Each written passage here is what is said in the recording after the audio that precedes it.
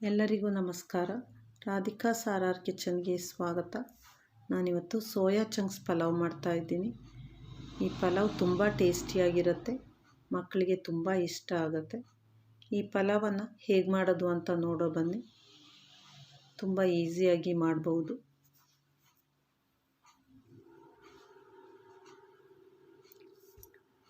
ನಾನು ಇದಕ್ಕೆ 2 ಕಪ್ನಷ್ಟು ಇಂಡಿಯಾ ಗೇಟ್ನ ಬಾಸುಮತಿ ರೈಸ್ ತಗೊಂಡಿದ್ದೀನಿ. ಅದನ್ನು ಮೊದಲು 2 ಸಲ ವಾಶ್ ಮಾಡ್ಕೋಬೇಕು. ಅಕ್ಕಿಯನ್ನು ಚೆನ್ನಾಗಿ ತೊಳೆದ ನಂತರ ಅದನ್ನು 15 ನಿಮಿಷ ನೆನೆ ಹಾಕ್ಕೋಬೇಕು. ಅಕ್ಕಿಯನ್ನು ನೆನೆ ಹಾಕೋದ್ರಿಂದ ಅನ್ನ ಮೆತ್ತಗೆ ಇರುತ್ತೆ. ನಂತರ ಇದಕ್ಕೆ ಬೇಕಾದ ಮಸಾಲ ರೆಡಿ ಮಾಡುವ. ಒಂದು ಮಿಕ್ಸಿ ಜಾರ್ಗೆ ಸ್ವಲ್ಪ ಕೊತ್ತಂಬರಿ ಸೊಪ್ಪು, ಸ್ವಲ್ಪ ಪುದೀನ, 5 ಹಸಿಮೆಣಸು, ಶುಂಠಿ, 10 ಎಸಳು ಬೆಳ್ಳುಳ್ಳಿ, 3 ಪೀಸ್ ಚಕ್ಕೆ, 10 ಲವಂಗ, 1 ಟೀ ಸ್ಪೂನ್ ಸೋಂಪು, 1 ಟೀ ಸ್ಪೂನ್ ಸಣ್ಣ ಜೀರಿಗೆ, 1 ಟೀ ಸ್ಪೂನ್ ಒಳ್ಳೆಮೆಣಸನ್ನು ಹಾಕಿ,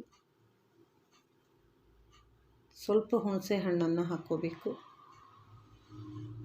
ಸ್ವಲ್ಪ ತೆಂಗಿನಕಾಯಿಯನ್ನು ಹಾಕಿ, ಸ್ವಲ್ಪ ನೀರನ್ನು ಹಾಕಿ ಅದನ್ನು ನುಣ್ಣಗೆ ರುಬ್ಬಿಟ್ಕೋಬೇಕು.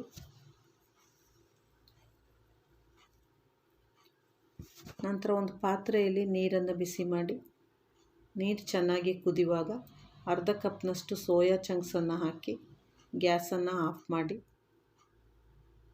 ನಂತರ ಅದನ್ನು ಒಮ್ಮೆ ಮಿಕ್ಸ್ ಮಾಡಿ ಮುಚ್ಚಿಡಬೇಕು. 5 ನಿಮಿಷದ ನಂತರ ಸೋಯಾ ಚಂಕ್ಸನ್ನು ಚೆನ್ನಾಗಿ ತೊಳೆದು ಅದರ ನೀರನ್ನು ಹಿಂಡಿ ಒಂದು ಪಾತ್ರೆಗೆ ತೆಗೆದಿಡಿ.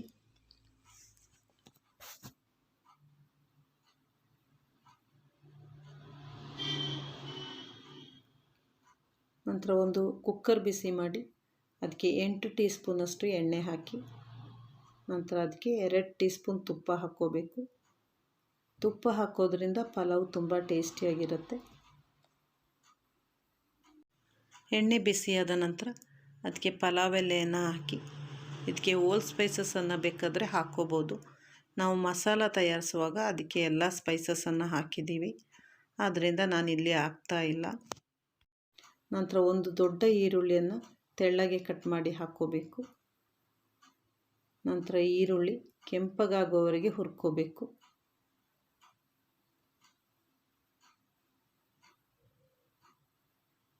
ಇದಕ್ಕೆ ನಾವು ರುಬ್ಬಿಟ್ಟಂತಹ ಮಸಾಲೆಯನ್ನು ಹಾಕಿ ಮಿಕ್ಸ್ ಮಾಡ್ಕೋಬೇಕು.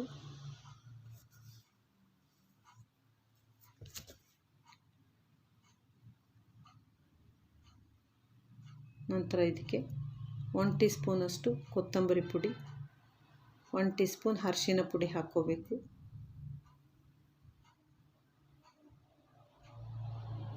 ನಂತರ ಮಸಾಲೆಯ ಹಸಿ ವಾಸನೆ ಹೋಗೋವರೆಗೆ ಅದನ್ನು ಹುರ್ಕೋಬೇಕು.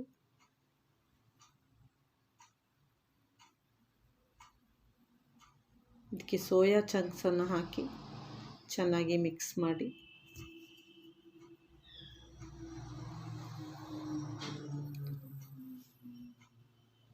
ಅದಕ್ಕೆ ಒಂದು ಕ್ಯಾರೆಟನ್ನು ಸಣ್ಣಗೆ ಕಟ್ ಮಾಡಿ ಹಾಕ್ಕೋಬೇಕು.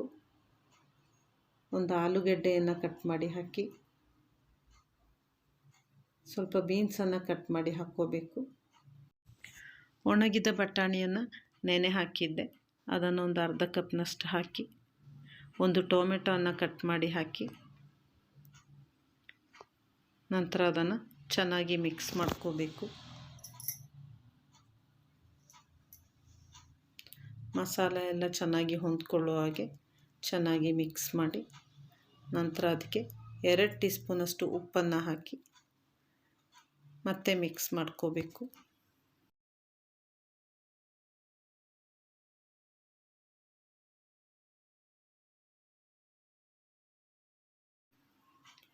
ಈಗ ಇದಕ್ಕೆ 3 ಕಪ್ನಷ್ಟು ನೀರನ್ನು ಹಾಕ್ಕೋಬೇಕು. 1 ಕಪ್ ಅಕ್ಕಿಗೆ 1.5 ಕಪ್ನಷ್ಟು ನೀರು. ನಂತರ ನೀರನ್ನು ಕುದಿಯಲು ಬಿಡಿ.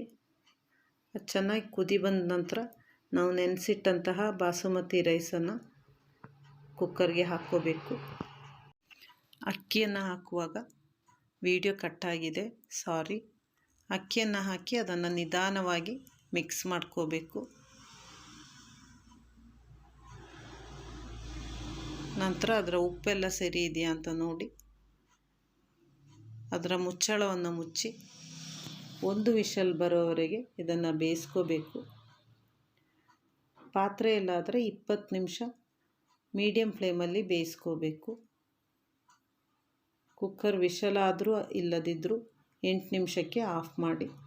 ನಂತರ ಕುಕ್ಕರ್ ಪೂರ್ತಿ ತಣ್ಣಗಾದ ನಂತರ ಅದನ್ನು ನಿಧಾನವಾಗಿ ಮಿಕ್ಸ್ ಮಾಡಿ. ಅನ್ನ ಬಿಡಿ ಬಿಡಿಯಾಗಿ ಒಂದಕ್ಕೊಂದು ಅಂಟದೆ ತುಂಬ ಚೆನ್ನಾಗಿ ಈ ಪಲಾವ್ ಆಗುತ್ತೆ. ನೀವು ಒಮ್ಮೆ ಟ್ರೈ ಮಾಡಿ ನೋಡಿ. ನನ್ನ ಈ ವಿಡಿಯೋ ಇಷ್ಟ ಆದರೆ ಲೈಕ್ ಮಾಡಿ, ಶೇರ್ ಮಾಡಿ, ಕಮೆಂಟ್ ಮಾಡಿ.